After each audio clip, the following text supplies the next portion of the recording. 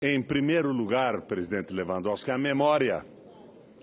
E a memória nos leva ao fato de que o PT cresceu no Brasil com o fracasso estrondoso da política econômica liberal de Fernando Henrique e o seu veso entreguista de submissão aos interesses dos Estados Unidos.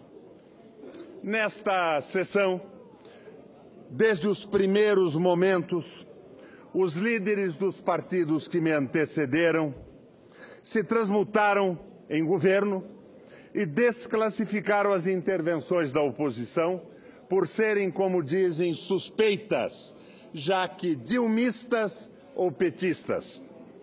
A liderança do PSDB rebaixa as argumentações dos que se opõem ao impeachment como se fôssemos criminosos, como se as nossas palavras estivessem contaminadas.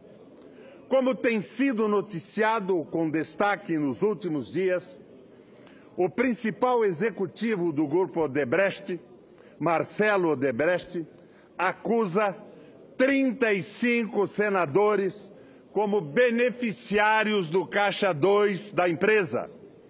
35 senadores. E olha que estou falando apenas da lista Odebrecht. Não adicionei outras listas com outros nomes. Ainda assim, se apenas os citados por Marcelo Odebrecht fossem por suspeição impedidos de votar no impeachment da presidente Dilma, não haveria votos suficientes para aprová-lo. Somos 81 senadores. Menos os 35 da lista da construtora, teríamos apenas 47 senadores a votar. A verdade, senhoras e senhores senadores, a verdade pura e dura, cristalina e solar, é que nada mais é sólido, nada mais é confiável. A Lava Jato produziu uma terra política arrasada. Não há partido que escape sem nódoas, nem partidos e nem o governo interino, já que toda a Santíssima Trindade que o expressa e até mesmo o presidente que o comanda estão não apenas na lista da Odebrecht, e como também em tantas outras listas de denúncia. Serra, Padilha, Moreira e Temer. Todos os 4 e mais 4, e mais 4 e mais 4, 40, quem sabe. Diante disso, diante dessa realidade tão escancarada, como assistir passivamente ao escárnio, à hipocrisia de um discurso moralista na casa? Ainda mais quando sabemos que 17 governadores praticaram as tais pedaladas e nenhum deles sequer foi denunciado. O próprio relator, meu amigo Anastasia, como governador, praticou tais atos e resguarda-se dizendo que foi autorizado pelo Tribunal de Contas do Estado. Que espécie de poder legislante e autorizatório tem um Tribunal Estadual de Contas? Que os 33 senadores, 35 senadores da lista de Marcelo Odebrecht renunciem ao direito de voto ou sejam impedidos de votar. Do contrário, a voz do senador Romero Jucá, nas degravações das conversas com Sérgio Machado, soa verdadeira e deixa clara a natureza do impeachment: deter as investigações da Lava Jato. Ao mesmo tempo, repto, confronto os senadores que foram ministros da presidente Dilma, especialmente os do meu partido.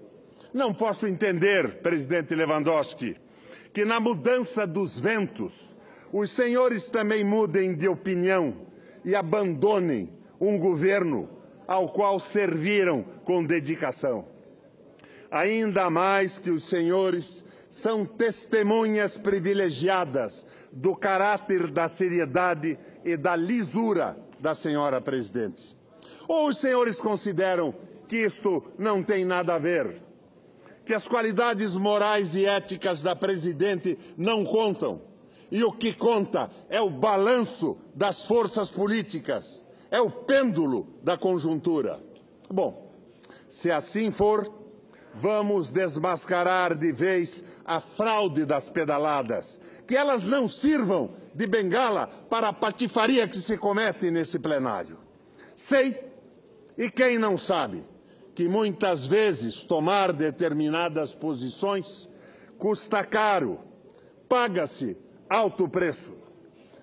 O que importa se o preço a pagar não é a nossa alma, o nosso caráter, a nossa decência, a nossa integridade?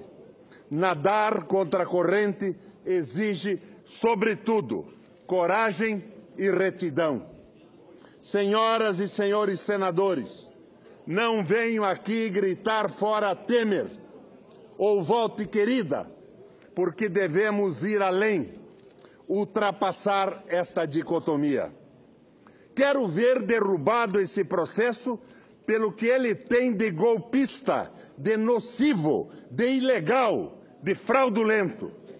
Quero que a presidente Dilma volte e ela, com a legitimidade de seu mandato, convoque com o Parlamento brasileiro os brasileiros a opinar, que os brasileiros em plebiscito decidam se é o caso ou não de interromper o mandato dela, optando ou não pela convocação de novas eleições.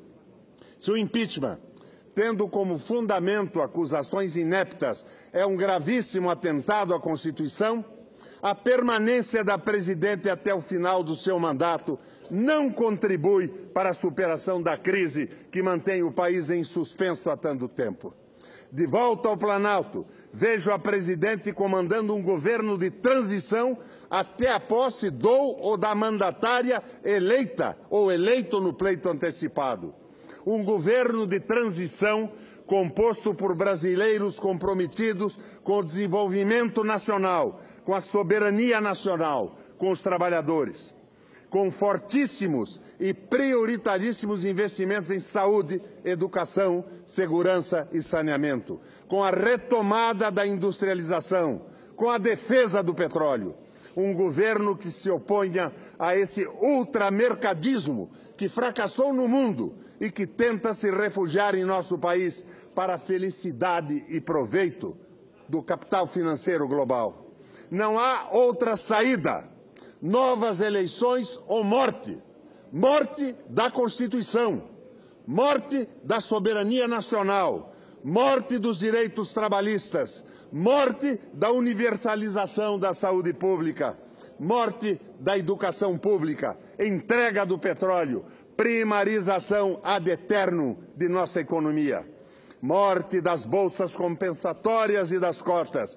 Morte de qualquer projeto nacional que nos torne um país desenvolvido, altaneiro, justo, igualitário e feliz. É como eu voto, senhor presidente. Voto pelo Brasil, voto pela minha biografia. Não me interessa quanto isto custa e justifico o meu voto com um roteiro de comportamento. Parar não paro. Esquecer não esqueço. Se caráter custa caro, pago o preço.